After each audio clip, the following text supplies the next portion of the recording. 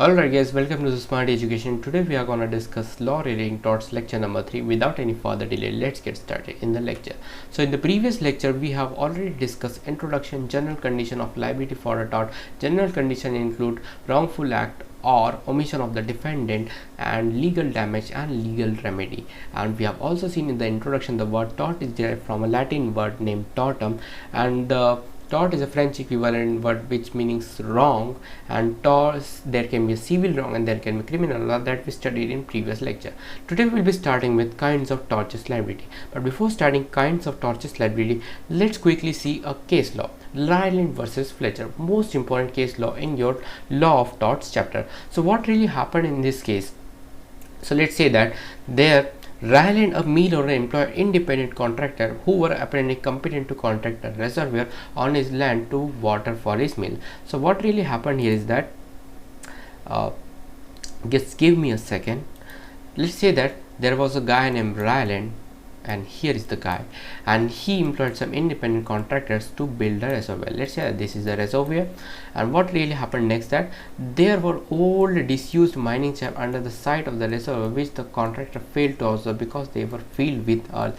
The contractors therefore did not block them. So there were some old mining shafts, means there were holes connecting to other part of land which belonged to Fletcher. Okay, which belonged to Fletcher, and these shafts were like small tiny holes which contractors failed to observe. Now what really happened next, that when the water was filled in the reservoir, it burst through the shafts and flooded to plaintiff's coal mine. So the Fletcher had coal mines here, and here were holes, and when the water was filled in the reservoir, the water quickly went to the land of coal mines of Fletcher and damaged his coal mines coal mines. So later it was found as a fact that Ryland did not know the shafts Ryland was not negligent, though the independent contractor had been. Means basically it was the work of the independent contractors to block the shafts, but here Ryland was responsible for the conduct of reservoirs water to the coal mines of Fletcher. So why? Let's discuss this. So first of all, Blackburn J observed that we think that the rule of the law is that the person who for his own purpose brings on his land and collects and keeps there anything likely to do mischief, if it escape, must keep at its peril, and if it does not do, is prima facie answerable for the damage which the natural consequence of the escape.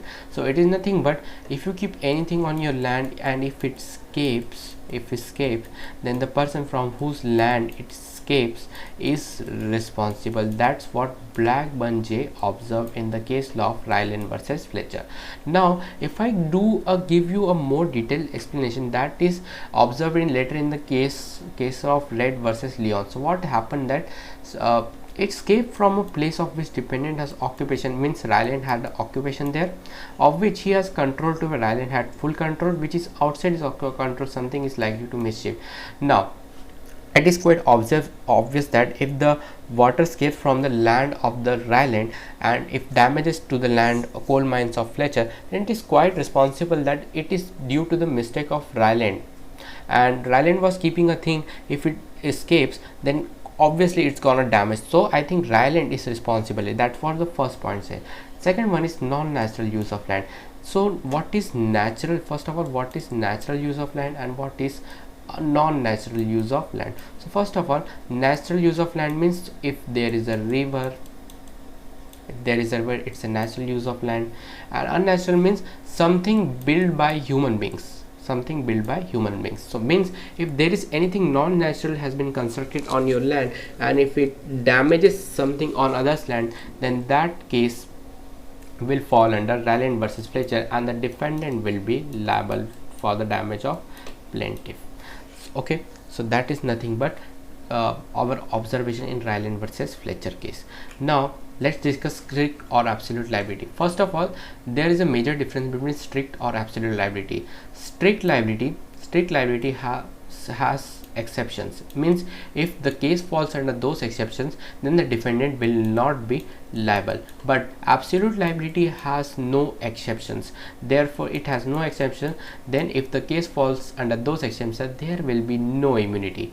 So let's discuss this. In some torts, the defendant is liable even though the harm to the plaintiff occurred without intention or negligence on the defendant's parts. In other words, the defendant is held liable without fault. It means that even if it is not the fault of the plaintiff, or it was even not even if it's not the fault of the defendant, he was not intentional or negligent from the side of the defendant, he will still be liable. The cases will be fall under the following categories, that is liability for inevitable accident. Such liability arises in case where damage is done by the escape of danger. So same case happened in Ryland versus Fletcher. Liability for inevitable mistake means such cases are where a person interferes with the property or reputation of another. And the third one is vicarious liability. Master is liable for the acts of his servant. For example, if there is an employer, there is an employee, and if employee does anything wrong, then employer will also be liable. That's what this point says. Now let's talk about exception. That's what I told you in the difference between a strict or absolute liability. If the case of defendant falls under these cases, then the defendant will not be liable for the damage to plaintiff. Let's discuss this. Damage due to natural use of land. So let's say that in case of Ryland versus Fletcher,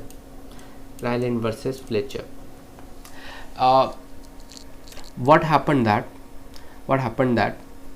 let's say that the reservoir was naturally built and then the water goes to the land of Fletcher, then Ryland will not be responsible. The second one is consent of the plaintiff. For example, if the Ryland and Fletcher agrees that both of them will use the water of reservoir, then the plaintiff consent is here and Fletcher cannot demand damages from Ryland. Act of a third party, if anything is happened due to the act of the third party, then the defendant will not be liable. If there is any fault of statutory authority, then the statutory authority will also be not responsible and can claim immunity from law of torts. If it is the act of God means, for example, if there is a tsunami and something happened, then the defendant is also not liable.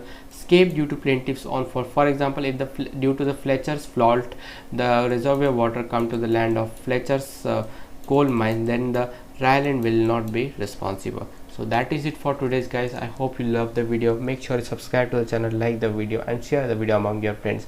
I see you in the next one, and make sure you subscribe to the channel.